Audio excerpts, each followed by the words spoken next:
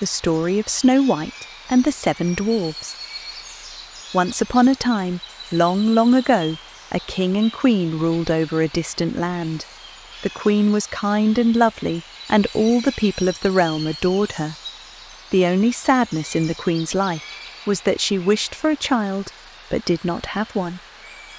One winter day, the queen was doing needlework while gazing out her ebony window at the new fallen snow.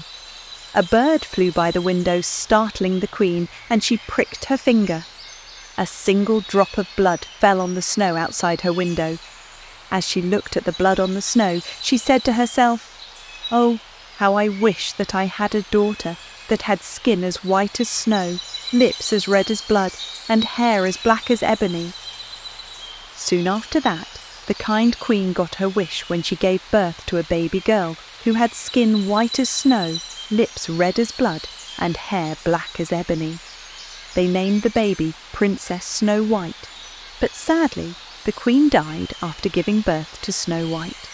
Soon after, the king married a new woman who was beautiful, but as well proud and cruel.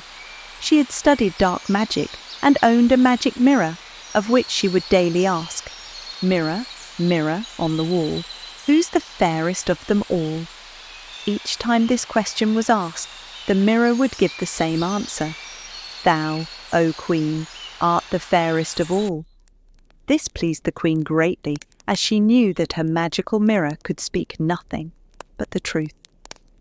One morning, when the queen asked, "Mirror, mirror on the wall, who's the fairest of them all?"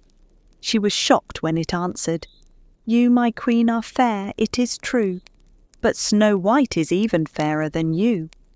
The queen flew into a jealous rage and ordered her huntsman to take Snow White into the woods to be killed. She demanded that the huntsman return with Snow White's heart as proof. The poor huntsman took Snow White into the forest, but found himself unable to kill the girl. Instead, he let her go and brought the queen the heart of a wild boar. Snow White was now all alone in the great forest, and she did not know what to do. The trees seemed to whisper to each other, scaring Snow White, who began to run. She ran over sharp stones and through thorns. She ran as far as her feet could carry her, and just as evening was about to fall, she saw a little house and went inside in order to rest. Inside the house everything was small but tidy. There was a little table with a tidy white tablecloth and 7 little plates. Against the wall there were 7 little beds, all in a row and covered with quilts. Because she was so hungry, Snow White ate a few vegetables and a little bread from each little plate, and from each cup she drank a bit of milk. Afterward, because she was so tired, she lay down on one of the little beds and fell fast asleep. After dark, the owners of the house returned home. They were the 7 dwarfs who mined for gold in the mountains. As soon as they arrived home, they saw that someone had been there, for not everything was in the same order as they had left it. The first one said, "Who has been sitting in my chair?" The second one, "Who has been eating from my plate?" The third one, "Who has been eating my bread?" The fourth one, "Who has been eating my vegetables?" The fifth one, "Who has been eating with my fork?" The sixth one, "Who has been drinking from my cup?" But the 7th one, looking at his bed, found Snow White lying there asleep. The 7 dwarfs all came running up, and they cried out with amazement. They fetched their 7 candles and shone the light on Snow White. "Oh, good heaven," they cried, "this child is beautiful." They were so happy that they did not wake her up, but let her continue to sleep in the bed. The next morning Snow White woke up, and when she saw the 7 dwarfs she was frightened, but they were friendly and asked, "What is your name?" "My name is Snow White," she answered. "How did you find your way to our house?" the dwarfs asked further. Then she told them that her stepmother had tried to kill her, that the huntsman had spared her life, and that she had run the entire day through the forest, finally stumbling upon their house. The dwarfs spoke with each other for a while and then said, "If you will keep house for us, and cook, make beds, wash, sew and knit, and keep everything clean and orderly, Then you can stay with us, and you shall have everything that you want." "Yes," said Snow White, "with all my heart." For Snow White greatly enjoyed keeping a tidy home. So Snow White lived happily with the dwarfs. Every morning they went into the mountains looking for gold, and in the evening when they came back home, Snow White had their meal ready and their house tidy. During the day the girl was alone, except for the small animals of the forest that she often played with. Now the queen, believing that she had eaten Snow White's heart, could only think that she was again the first and the most beautiful woman of all. She stepped before her mirror and said, "Mirror, mirror on the wall, who in this land is fairest of all?" It answered, "You, my queen, are fair, it is true. But Snow White beyond the mountains, with the 7 dwarfs, is still 1,000 times fairer than you." This startled the queen, for she knew that the mirror did not lie, and she realized that the huntsman had deceived her and that Snow White was still alive. Then she thought, and thought again, how she could rid herself of Snow White.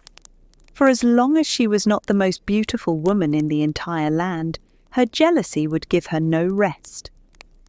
At last she thought of something. She went into her most secret room, no one else was allowed inside, and she made a poisoned apple. From the outside it was beautiful, and anyone who saw it would want it. But anyone who might eat a little piece of it would die. Colouring her face, she disguised herself as an old peddler woman so that no one would recognise her, travelled to the dwarf's house and knocked on the door.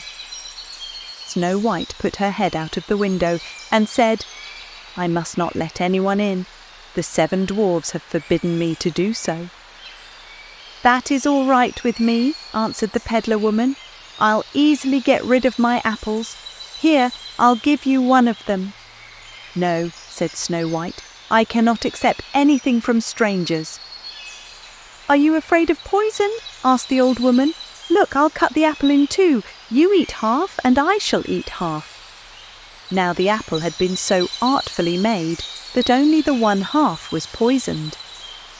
Snow White longed for the beautiful apple, and when she saw that the peddler woman was eating part of it, she could no longer resist, and she stuck her hand out and took the poisoned half. She barely had a bite in her mouth when she fell to the ground dead.